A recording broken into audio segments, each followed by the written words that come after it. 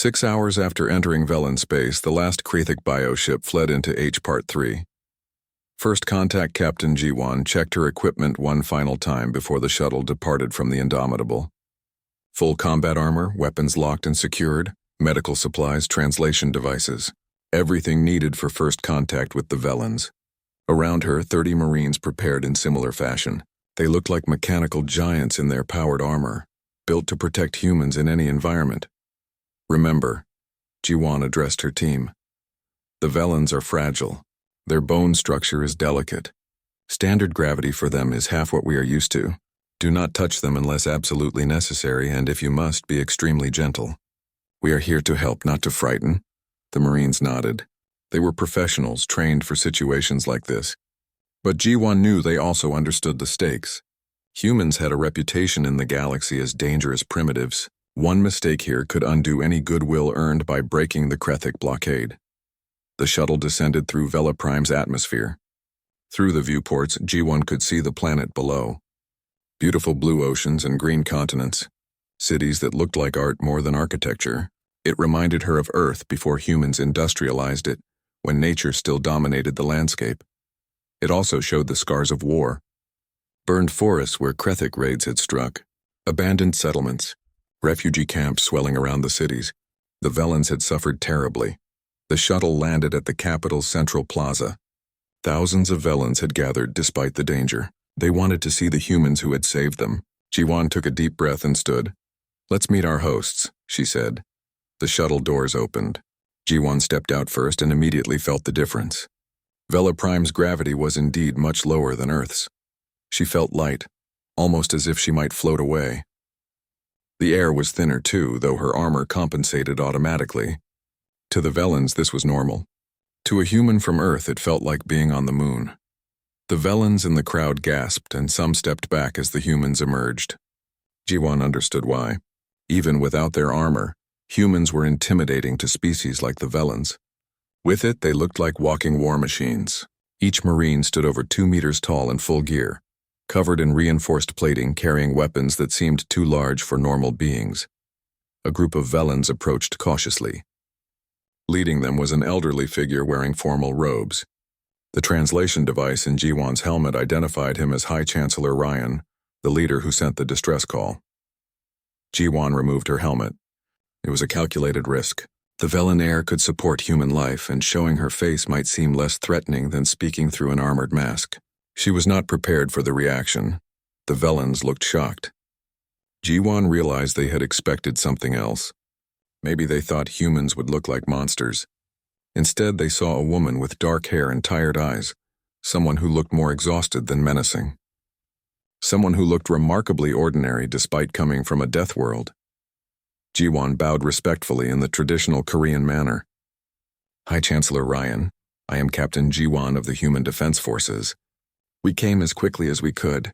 I am sorry we could not arrive sooner." The translation device converted her words to Velen. Ryan stared at her for a long moment.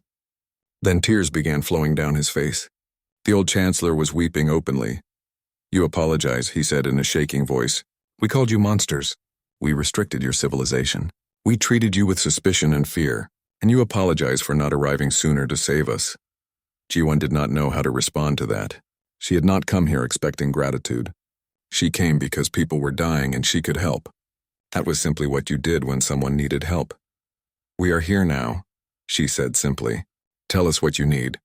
The Velens led the humans through the capital. G1 saw the devastation up close. Hospitals overflowing with wounded. Refugees from the outer colonies filling every available space. Children clinging to parents who looked hollow with fear and trauma. The Krethik had not just attacked the Velens. They had terrorized them. Medical Officer Yunji immediately went to work. She set up scanning equipment and began examining Velen refugees. What she found made her furious. The Krethik had used biological weapons, diseases engineered to cause suffering without immediately killing, terror tactics designed to break morale.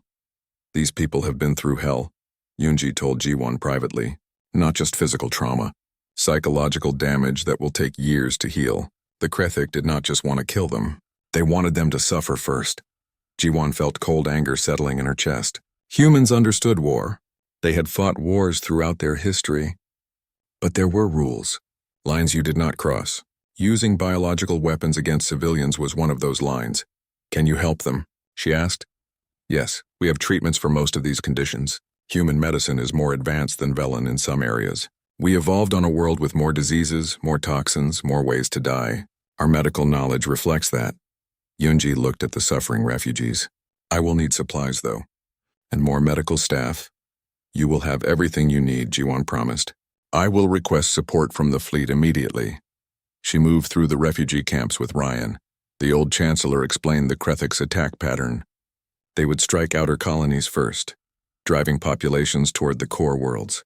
Then they would follow, consuming everything in their path. Systematic extermination disguised as a feeding pattern. How many did you lose? Jiwon asked quietly.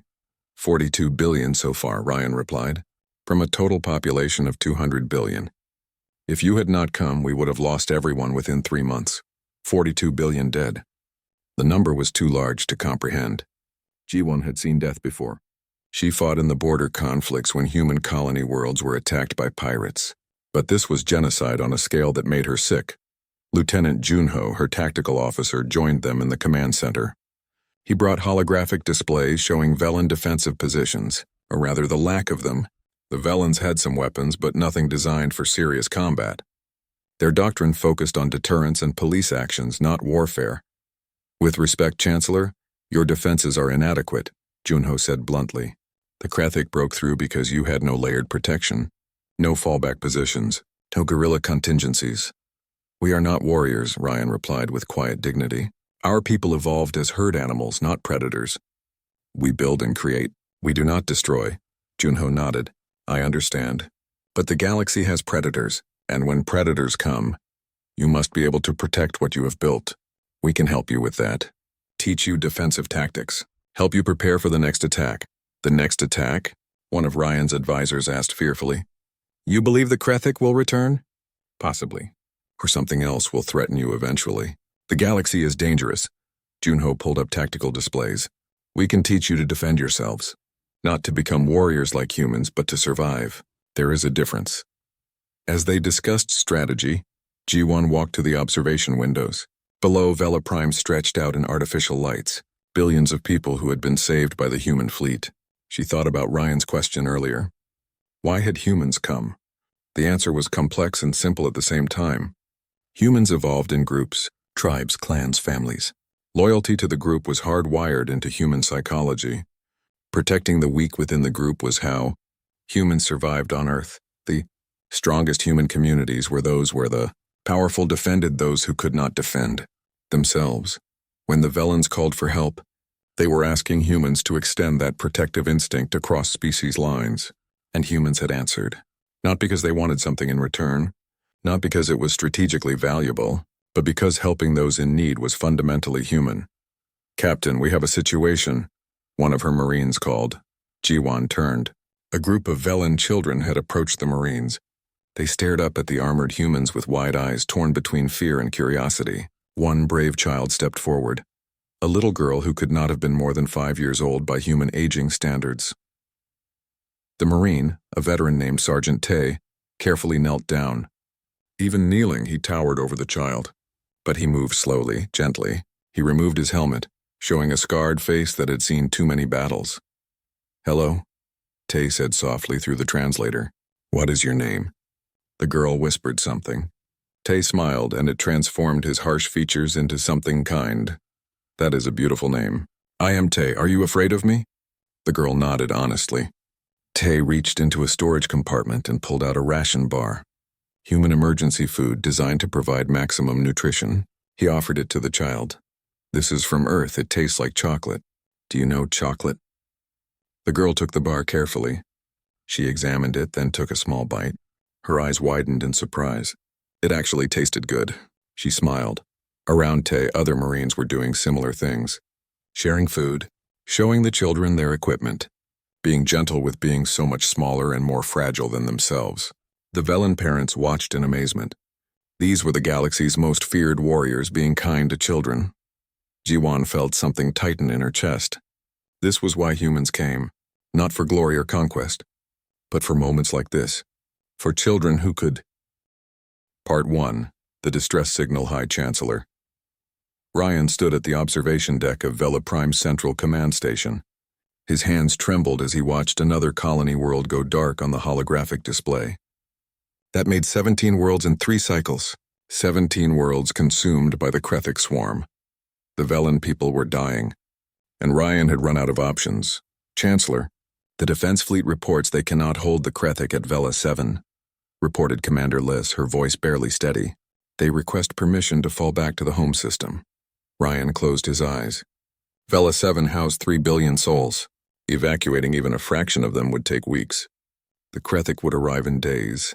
He knew what falling back meant. It meant abandoning those people to death. Granted, he whispered. The word tasted like poison. The Velans were not warriors.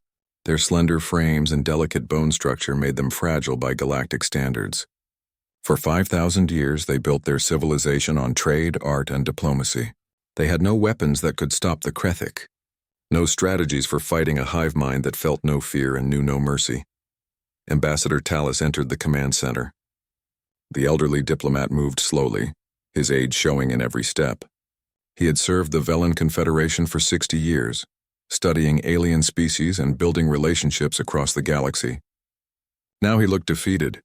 Any responses to our distress calls? Ryan asked, though he already knew the answer.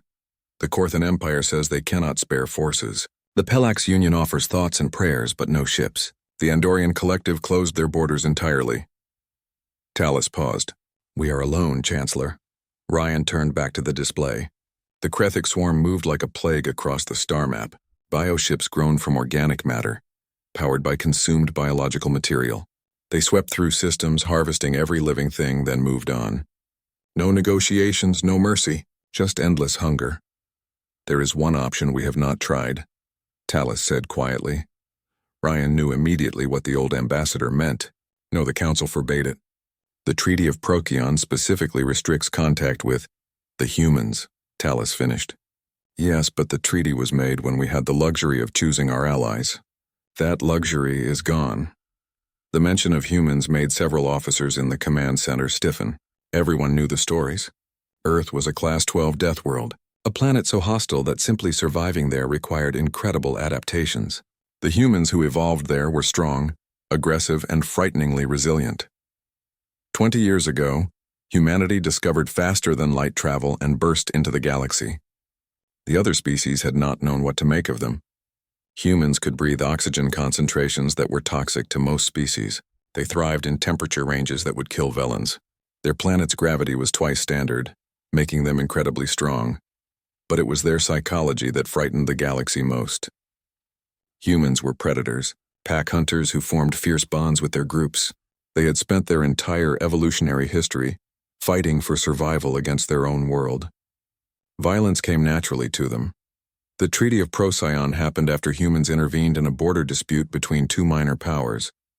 The humans resolved it quickly and efficiently, but the brutality of their methods shocked the galactic community. Weapons that seemed designed purely for killing. Tactics that accepted casualties other species found unthinkable. A willingness to fight at any cost. The galaxy demanded humans restrict their expansion and military development. To everyone's surprise, humanity agreed. They retreated to their own systems, maintaining minimal contact with other species. That was 15 years ago. No one had heard much from Earth since. They will not come, Ryan said. We voted to restrict them. We called them dangerous primitives. Why would they help us? Tallis pulled out a small data chip. Because I have studied humans for 30 years. I have read their history, their literature, their philosophy, and I believe I understand something about them that the rest of the galaxy missed. What is that? Humans are dangerous, yes, but they are most dangerous when protecting others. On their world, the strongest human tribes were those who defended the weak within their group. They evolved to be fierce protectors. It is in their nature. Tallis held up the chip. This contains a distress call written specifically for humans. It asks for help. Nothing more. If I am right about them, they will not be able to refuse. Ryan looked around the command center. His officers watched him, hope and fear mixed in their eyes. They were asking him to call the monsters to save them from monsters. If they come, they will expect payment, Commander Liss said. We have nothing to give them. Our economy is destroyed. Then we will owe them a debt, Ryan replied. He took the chip from Talus. How long until the Krethic reach Vela Prime? 6 days, Chancellor. Perhaps 7 if we are fortunate. 6 days. Maybe 7. Ryan looked at the chip in his hand. Such a small thing to hold the fate of his entire species. Send it, he said. Use the emergency broadcast system. All frequencies, including the restricted human channels. Tell them we are dying. Tell them we need help. Tell them? He paused, searching for words. Tell them we are sorry for how we treated them, but we are begging them to come anyway. Talus took the chip and moved to the communication station. Within minutes, the message was prepared. A simple text transmission followed by audio. Ryan insisted on recording the audio himself. If these were to be his last words to the galaxy, they should come from him personally. This is High Chancellor Ryan of the Velan Confederation, broadcasting on all emergency frequencies. Our worlds are under attack by the Krethic swarm. Our defenses have failed. Billions of our people face extinction. We know we have no right to ask this. We know we turned our backs on you when you needed understanding, but we are asking anyway. Please, if anyone can hear this, if anyone can help us, we are begging you. Please come. Please help us. We are dying. His voice broke on the last words. Ryan was not ashamed. Let the galaxy hear a leader who loved his people enough to beg for their lives. The transmission launched. It would take hours to reach the nearest inhabited systems, days to reach the further ones. Earth was 2 weeks away at maximum FTL speed. Now we wait, Talus said softly. Now we die waiting, Commander Liss corrected. Ryan returned to the observation deck. Below, Vela Prime glowed in the darkness of space. Cities sparkled with lights. Billions of people going about their lives not knowing that death was coming, not knowing their leader had just called the galaxy's most feared species to save them. 3 hours passed. Then 4. Ryan remained at his post, watching, waiting. He did not allow himself to hope. Hope was a luxury he could not afford. Then the communications console beeped. A new transmission incoming. The officer at the station looked up, eyes wide with shock. Chancellor, we have a response. Source point identified as Sol System. It's from Earth. The command center fell silent. Every eye turned to the main display as the message appeared. Text only, brief and direct. Ryan read it 3 times, unable to believe what he was seeing. Coordinates confirmed. Human Defense Fleet en route. Estimated arrival 72 hours. Hold the line, 72 hours. 3 days. The humans were coming. The command center erupted in shocked celebration. Officers embraced each other, some wept. Commander Liss laughed in disbelief. Even Talus looked surprised, though pleased. Only Ryan remained still. 72 hours meant the human fleet had left Earth before receiving the distress call. They had been on the way already. But why? And then he understood. The humans had been monitoring the Krethic swarm's advance. They knew what was happening. They had been preparing to intervene. They were coming not because the Velans begged, but because it was the right thing to do. What have I done? Ryan whispered. He had called for help from Deathworlders, warriors from a nightmare planet. Predators evolved to kill. You saved us, Talus said, standing beside him. You saved us all. But as Ryan looked at those 4 simple words on the display, he wondered if he had saved his people or simply traded one death for another. The galaxy's most feared species was coming to Vela Prime. All he could do now was hope he had made the right choice, and pray the humans were as honorable as Talus believed. Part 2. The fleet arrives. Commander Hana stood on the bridge of the HDV Indomitable, watching the stars blur past at faster-than-light speeds. Her fleet of 47 warships had been traveling for 68 hours straight. 4 more hours until they reached Velan space. 4 more hours until they faced the Krethic swarm. She took a sip of her 3rd coffee in the past hour. By Velan standards, the amount of caffeine in her system would be lethal. For a human from Earth, it was just enough to maintain focus. Status report, Hana said, her voice calm despite the exhaustion pulling at her. All ships report ready status, replied Lieutenant Mira from the tactical station. Weapons charged, shields at maximum, crew at battle stations. We are ready for combat, Commander. Hana nodded. She looked around her bridge. 20 officers working at their stations under lighting that would seem too bright to Velans and gravity that would crush them. The temperature was kept at 22 degrees Celsius, comfortable for humans but uncomfortably warm for most alien species. This was a human environment built for human needs. Chief Engineer Doyen appeared on her communication screen. Commander, all systems are running optimally. The fusion reactors are holding steady at 92% output. We can push them higher if needed. Let's hope we do not need to, Hana replied. Human reactors ran hot compared to alien designs. They operated at temperatures and pressures that most species considered insane, but they produced enormous power, and power meant survival in combat. Hana pulled up the tactical data on the Krethic swarm. The intelligence was grim. The Krethic were a hive-mind species, coordinating perfectly across thousands of bioships. Each ship was a living creature, grown rather than built. They attacked in overwhelming numbers, absorbing losses that would break any normal fleet's morale. They fight like insects, observed Tactical Officer Borum. No fear, no hesitation. Just endless attacks until the target is consumed. Then we show them why humans are apex predators, Hana said quietly. The bridge crew smiled. It was not a nice smile. It was the smile of a species that spent 300,000 years fighting to survive on a planet that constantly tried to kill them. Humans knew how to fight without hope. They knew how to win against impossible odds. It was in their blood. The communications console beeped. Commander, we are receiving a transmission from Vela Prime. They are requesting our tactical assessment and coordination protocols. Put them through. The Velan officer who appeared on screen looked exhausted. His name was Commander Liss, according to the translation software. He spoke quickly in Velan, the computer converting it to Korean in real time. Human fleet, this is Vela Prime Command. We have multiple Krethic formations approaching our system. 300 bioships confirmed, possibly more. Our defense fleet is not capable of stopping them. We know, Hana interrupted gently. We have been tracking the Krethic movements for the past month. We know their numbers, their tactics, and their weaknesses. When we arrive, stay in orbit over Vela Prime. Protect the planet. Leave the Krethic to us. Liss looked stunned. Commander, did you say 300 ships? Our scanners show you have fewer than 50 vessels. The tactical odds are irrelevant, Hana said. Humans do not fight by favorable odds. We fight to win.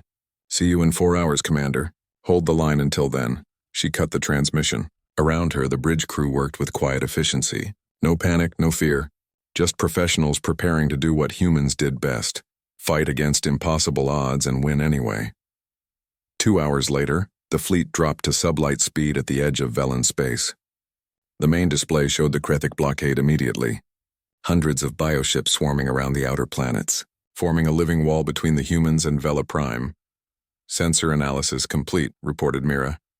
342 confirmed Krethic bioships. They are moving to intercept us. Attack formation detected. Hana studied the enemy formation. The Krethic ships were massive things, looking more like sea creatures than spacecraft. Organic hulls covered in bony plates, acid projectors and biomissiles, boarding pods filled with Krethic warriors. They relied on overwhelming their enemies through superior numbers and close-range combat. They think we will retreat, Borum observed, or call for reinforcements. Then they are about to learn something about humans, Hana replied. She opened a fleet-wide channel. All ships, this is Commander Hana. We have traveled across the galaxy to answer a distress call. The Velans are dying. Those creatures out there are killing them. We are going to stop that. Right now. I am not going to give you an inspiring speech about duty or honor. You all know why we are here. So let's do our job. Weapons free. Show them what a death world builds. The response came as a roar from 47 ships. Battle cries in a dozen languages. Crew members shouting their readiness. The sound of humans preparing for war. All ships attack formation Delta, Hana ordered. Maximum acceleration. Drive straight through their center. The human fleet surged forward. Unlike alien vessels that maneuvered carefully to preserve their elegant designs, human ships were built like hammers. Thick armor, redundant systems, engines that could push them to accelerations that would liquefy most organic species. They did not dodge. They charged. The Krethic swarm responded, flowing forward to meet them. The two fleets raced toward each other at relativistic speeds. Collision in 90 seconds, rail. Guns ready, reported Mira. Target lock acquired on lead. Elements. Fire. The Indomitable shuddered as its main railguns unleashed solid tungsten, projectiles at a significant fraction of light speed. The weapons were brutally simple. Magnetic accelerators launching metal slugs. No exotic energy fields. No complicated alien technology. Just kinetic energy in its purest form. The first volley hit the Krethik formation like the wrath of an angry god. Bioships exploded as tungsten rounds punched through their organic hulls at impossible velocities. The projectiles carried so much energy that anything they hit simply vaporized. Missiles away, Borum announced.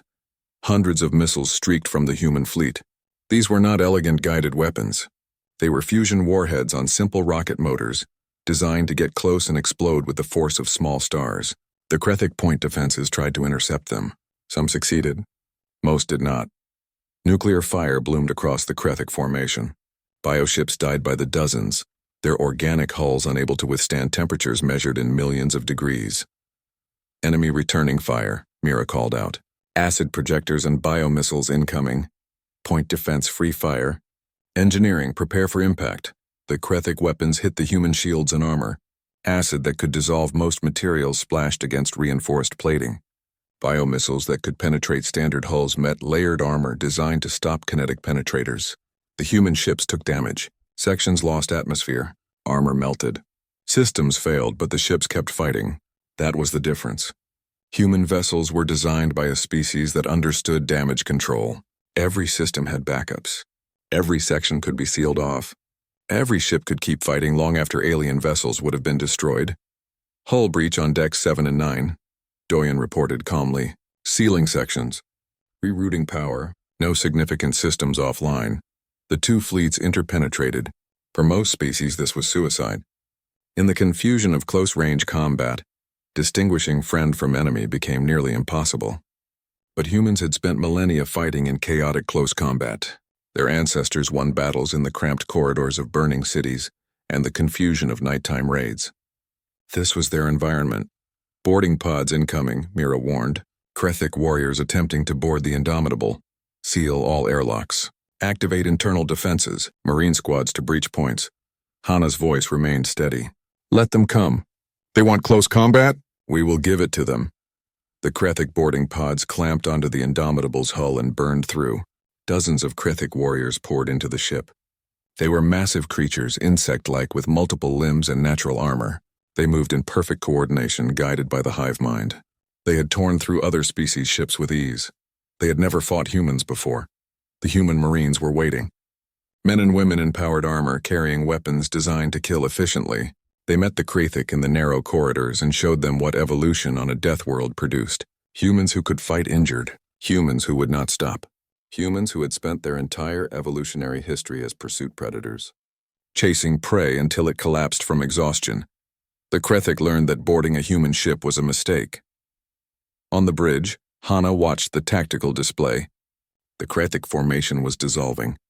Human weapons designed for efficiency and killing power were tearing through bioships faster than the swarm could respond. The Krethik tried to adapt, but their hive mind had no experience fighting Deathworlders. They are breaking off, Mira reported with satisfaction. The Krethik are retreating from the outer system. Pursue, Hana ordered. Do not let them regroup. Keep pressure on them. Drive them out of Velen space completely. The human fleet chased the Krethik swarm across the system. It was not elegant. It was not honorable. It was extermination. The humans had come to protect the Velens, and nothing would be allowed to threaten them. Part 4. The Counteroffensive. The warning came at 300 hours Velen Standard Time. Commander Hana was already awake, reviewing supply reports when the tactical alarm sounded throughout the Indomitable. She reached the bridge in under 2 minutes, still sealing her uniform jacket. Report, she ordered crisply. Lieutenant Mira looked up from her station, face grim. Long-range sensors detect massive Krethik fleet movement. They are converging on Velen space from 4 different vectors. Current count is 837 bioships and climbing. 800 ships. The human fleet numbered 45 operational vessels after the losses from the initial battle. The tactical computer helpfully calculated their survival probability at 8%. Hana ignored it. Humans did not fight by favorable odds. They are committing everything, she said with cold satisfaction. Good means we can end this in one battle. Send alert to all ships. Battle stations. Prepare for major engagement. Commander, those odds, Mira began. Are irrelevant, Hana cut her off. The Krethik believe numbers will win. We are going to show them why that's wrong. Get me Chief Engineer Doyen. Doyen appeared on screen moments later looking like he had not slept in days. Knowing him, he probably had not. Commander? The Krethik are sending everything they have.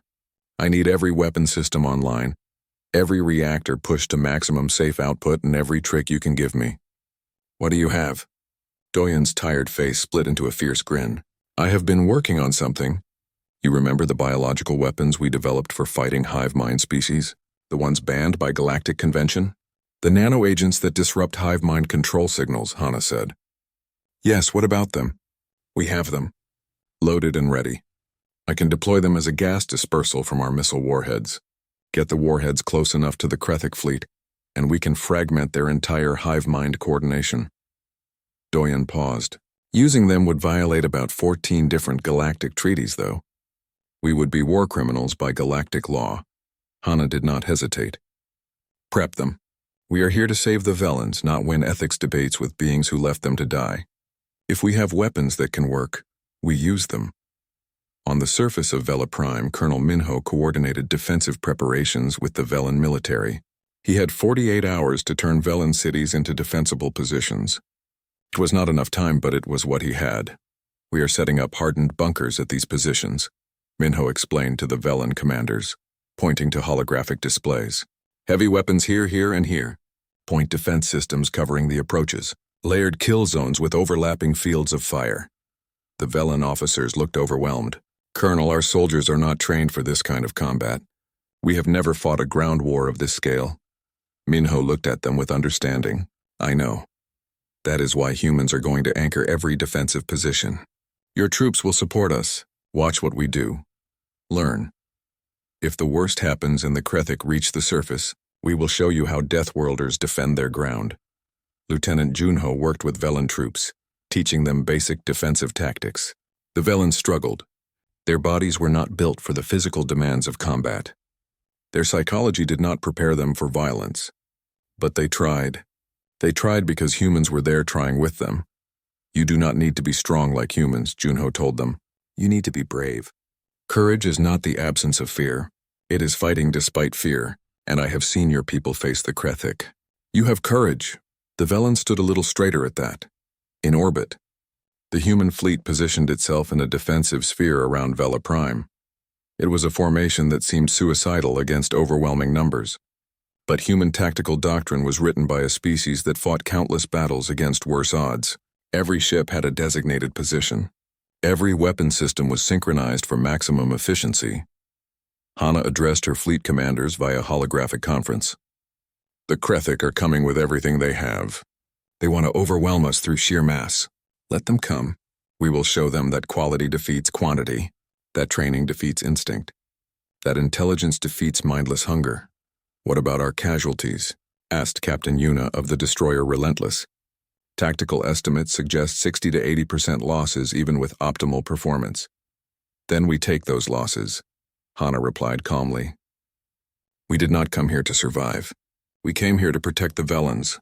If that costs us our ships and our lives, so be it. That is the price of being protectors. The other commanders nodded. No arguments. No complaints. They were human military officers. They understood that some things were worth dying for.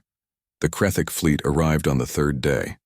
856 bioships dropping from hyperspace in perfect coordination. They formed attack waves, ready to sweep over the human positions through overwhelming force. The Krethik hive mind had analyzed the previous battle and adapted. They would not make the same mistakes again. Neither would the humans. Enemy fleet entering weapons range, Mira reported. They are spreading out, attempting to attack from multiple angles simultaneously.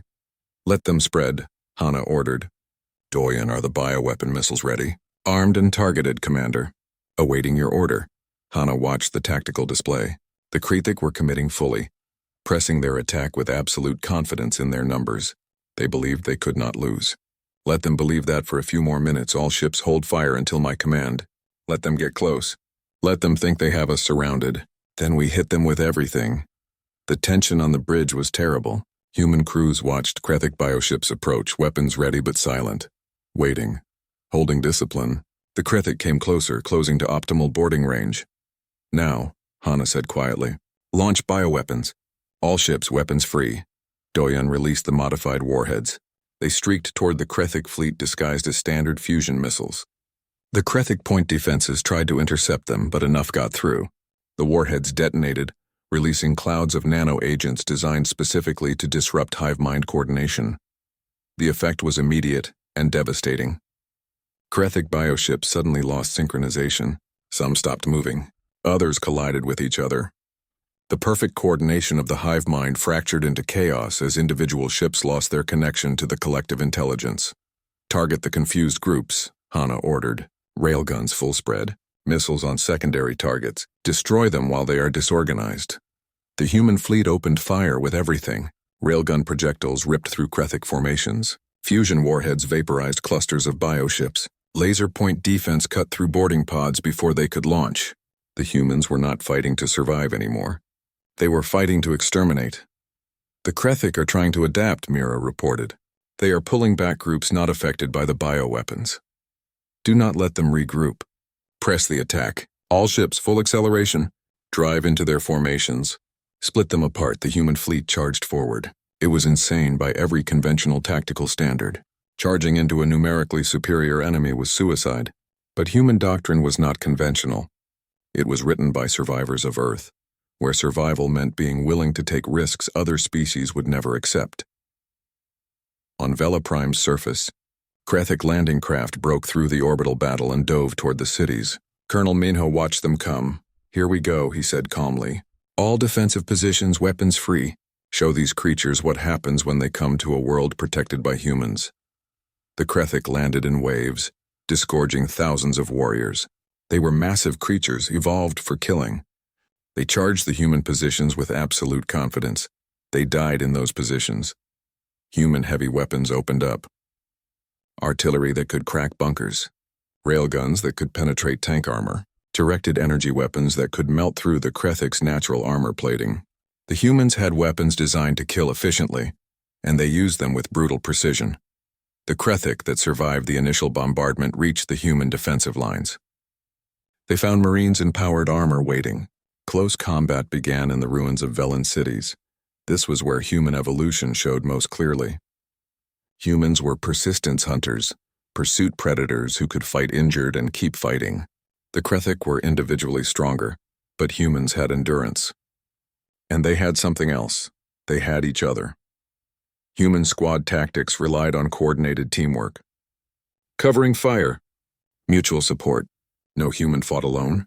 When one fell, others moved to protect them. When ammunition ran low, others shared. When injuries slowed someone, others carried them. The Krethic had never fought an enemy like this. An enemy that refused to break. That kept fighting despite casualties. That actually fought harder when their comrades fell. Lieutenant Junho held a defensive position with mixed human and Velan troops. The Velans were terrified, but they held because humans held beside them. Junho fired his rifle in controlled bursts, conserving ammunition, making every shot count. How do you do this? A Velan soldier asked him during a brief lull. How do you fight without fear? I am afraid, Junho replied honestly. Fear keeps you alive. But I fight anyway because those people in the city behind us cannot fight. So we fight for them. That is what warriors do. The Velan soldier nodded slowly, understanding. Then he raised his own weapon and fired at a Part 5. The cost of Victory Medical Officer Yunji had been awake for 72 consecutive hours. Her hands moved automatically now, treating wounded human Marines with practiced efficiency. Around her, the emergency medical bay of the Indomitable was packed with casualties, every bed filled. Wounded soldiers waiting in the corridors. The smell of blood and antiseptic thickened the recycled air. Doctor, we have another critical case coming in. A medical technician called. Massive trauma to the chest and abdomen. He is losing blood fast. Yunji moved to the new patient. A young Marine, barely 20 years old by his file. Shrapnel from a Krethic acid projector had torn through his armor. The wounds were terrible. She worked quickly, stopping the bleeding, stabilizing vital signs. Human bodies were resilient, adapted to survive injuries that would kill most species, but there were limits. Stay with me, she told the Marine. You are going to be fine. Just stay awake and keep fighting. The Marine's eyes focused on her. Did we win? He asked weakly. Yes, the Krethic are gone. The Velans are safe. The Marine smiled despite his pain. Good, that is good. Then he passed out from blood loss. Yunji saved him. She saved the next patient too, and the one after that. She worked until her hands shook from exhaustion and her vision blurred. But she kept working because that was what you did. You kept fighting until everyone was safe. On Vela Prime's surface, Captain Jiwan walked through the makeshift hospitals. Both human and Velan wounded filled the beds here. She visited each human soldier, learning their names, hearing their stories. It was important to remember that each casualty was a person, not just a statistic. Private Hiren lay in one bed, her right arm gone at the elbow. The medical team had stabilized her, but regenerating limbs took time even with human technology. Hiren saw Jiwan approaching and tried to sit up. At ease, Private, Jiwan said gently. How are you feeling? Frustrated, Captain. I want to get back to work. Hiren looked at her missing arm. The medics say I will be able to return to duty in 3 months with a prosthetic. 3 months feels too long. Jiwan pulled up a chair. You were injured saving a Velan family from a Krethic assault team. Do you remember that? Yes, ma'am.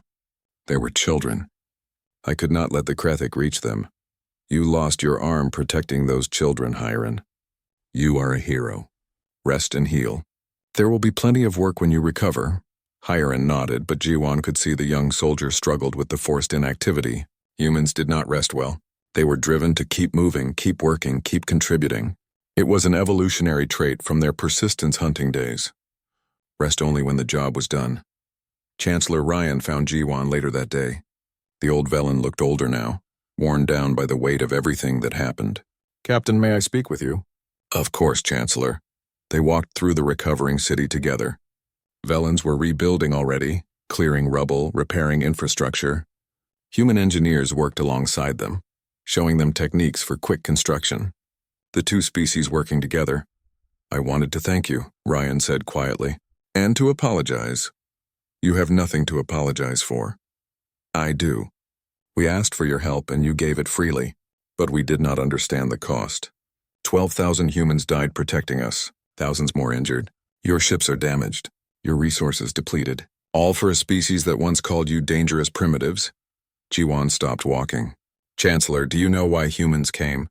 Really came? Because we asked for help? Partly, but also because helping others is fundamental to human nature. On Earth, humans survived by forming strong social groups. The tribes that protected their weak members survived better than those that did not. Loyalty to the group became hardwired into human psychology. When you asked for help, you were asking us to extend that protective instinct across species lines. But we are not your group. We are aliens. Not anymore, Jiwan said simply. When humans commit to protecting someone, they become part of our group. The Velans are under human protection now. That makes you family in a way. And humans protect family. Ryan wiped tears from his face. I do not know how to repay this debt. There is no debt. Friends help each other. That is what friends do. That evening, Commander Hana held a memorial service in orbit. The human fleet gathered in formation, ships aligned perfectly despite their damage. Each vessel dimmed its running lights in respect. Hana stood on the observation deck of the Indomitable, looking out at the fleet. Behind her, the names of the dead were displayed on screens. 12,000 names. 12,000 people who would never go home. We gather to remember those we lost, Hana said. Her voice broadcast across the fleet. They died protecting innocence. They died doing what humans have always done, fighting so others could be safe. We honor them by continuing their mission, by protecting more people, by being the shield between the innocent and the predators who would harm them. She read names, all 12,000 names. It took hours, but every person who died deserved to be remembered as an individual, not just a number. When she finished, the fleet returned to full lighting. The memorial was over, but the work continued. Chief Engineer Doyen supervised repairs across the fleet. Damaged ships needed attention. Systems needed rebuilding. The human vessels were designed for this, with modular components and redundant systems, but the extent of damage was severe. We are going to be here for months, Doyen told Hana during a status meeting. Some ships need complete reconstructions. We do not have enough spare parts. Then we request support from Earth, Hana replied. Supply ships with materials and personnel. We are not abandoning the Velans until they can defend themselves properly. Lieutenant Junho continued training Velan defense forces. It was slow work. Velans were not built for combat, but Junho adapted.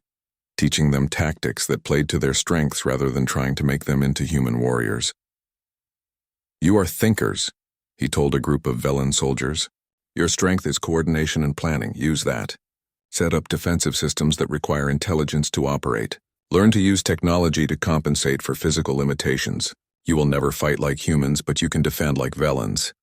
The Velens began understanding. They would never be warriors in the human sense, but they could be defenders. They could protect their homes using their own strengths. Ambassador Talus, the old Velen diplomat who advocated for contacting humans, spent his time documenting everything. He wrote detailed reports about human tactics, psychology, and culture. He wanted the galaxy to understand what he had learned. "The galaxy fears humans because they are strong," he told his aides, "but they do not understand that human strength is coupled with compassion. Yes, humans are capable of incredible violence, but they direct that violence toward protecting the weak, not preying on them. That is what makes them unique." The Velen Council debated what to offer humans as payment. Their treasury was nearly empty. Their resources consumed by war. They had little to give except gratitude. Chancellor Ryan presented their proposal to Commander Hanna during a formal meeting. "We know we cannot pay you what you deserve. Our economy is shattered, but we want to offer what we can. Trade agreements that favor human merchants, access to Velen technology and research, cultural exchange programs, and most importantly, our friendship." Hanna listened to the entire presentation. Then she shook her head. "Chancellor, we did not come for payment. Keep your resources.